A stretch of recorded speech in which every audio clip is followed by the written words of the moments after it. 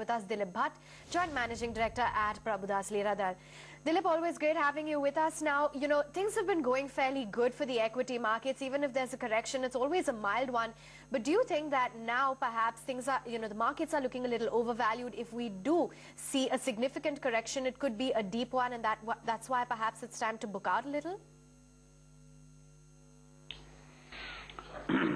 Well, I think as what you very rightly said, so far the markets have seen only a very shallow correction. But I think if you were to just extrapolate it with the valuations, I mean, the valuations are really a little out of whack.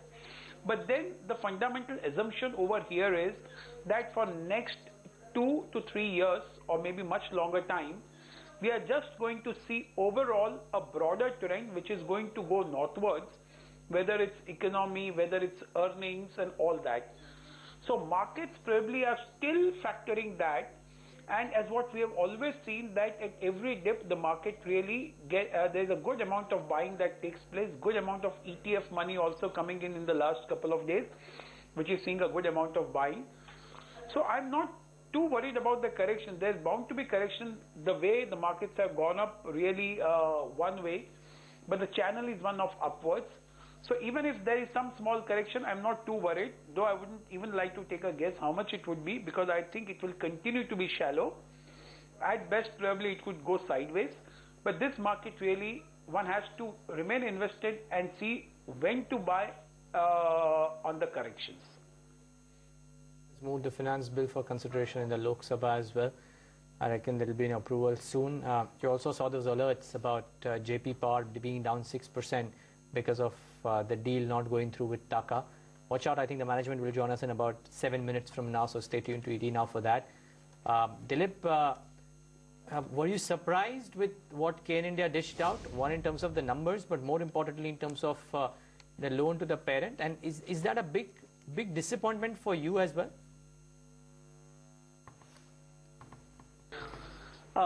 You know what, Neeraj, that in this markets in the last couple of months, everybody had forgotten about what is corporate governance issue and all those, the minority shareholders interest and all that.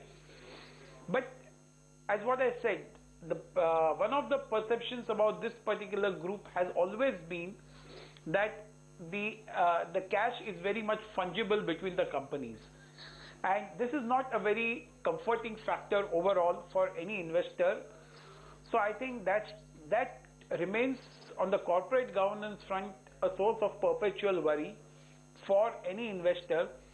So my worry is that still these kind of things will really inhibit the valuations, and perhaps the valuations will remain a lot more muted and may not have such an unfettered rise because some of these things, or alternatively, if they're given some kind of clarity or visibility that ultimately all these companies will be merged. So, because all of them are involved in the natural resources, that could possibly be one of the justifications. And then the cash flows really become one.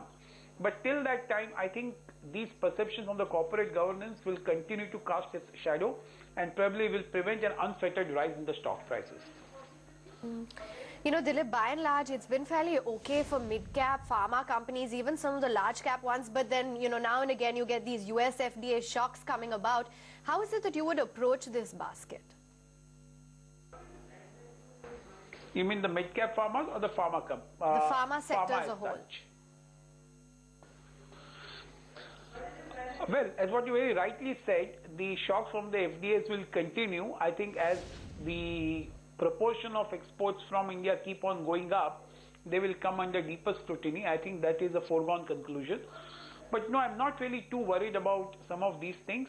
These I would look at it as more as aberrations, not any fundamental doubt on the kind of the shipments that we make from here. One or two here and there bound to happen, especially when your exports are growing. So pharma space still looks pretty attractive, pretty interesting. For example, Lupin, whether it is Divi's.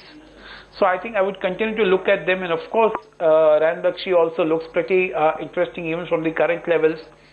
So pharma space as a whole should remain pretty interesting because the growth is going to continue for the pharma companies on a broader basis without any doubt. Your top pick though still Aurobindo Pharma from that pack, Dilip, the way you spoke about the last time. And two, I just want a view from you on financial technologies. Post this news bit, in 10 days the stock has rallied 65%. Does it present a good risk-reward opportunity, or you would leave it alone? So coming to Aurobindo Pharma, I think that stock has seen a fair amount of re-rating, and I would still say even after having run up so much, it could take a breather for maybe on a medium-term basis. But the fundamental equation that a company which is going to clock almost 2,000 crores plus of EBITDA and debt which is going to remain below 3,000 crores, EBITDA to debt looks pretty interesting, which otherwise was looking out of whack. And the company is still going to clock almost about 20% bottom line growth. So Aurobindo Pharma on a longer term basis would still qualify as a buy. Coming to FT, lot of things happening in that. You know, every day you hear a different news, and of course nothing is really out in the public, the clarity, the visibility. So as a rule, I would not really like to dabble in this company. I would like to stay away from this, at least for some time. Okay, fair enough, Dilip. Thanks so much for joining in and giving us your views on individual stocks in the market as a whole. Always. Prakash, thanks for joining in and running us through your technical ideas. We're timed out right here on Market Sense. Coming up on the other side, it's Markets at Lunch. Stay tuned.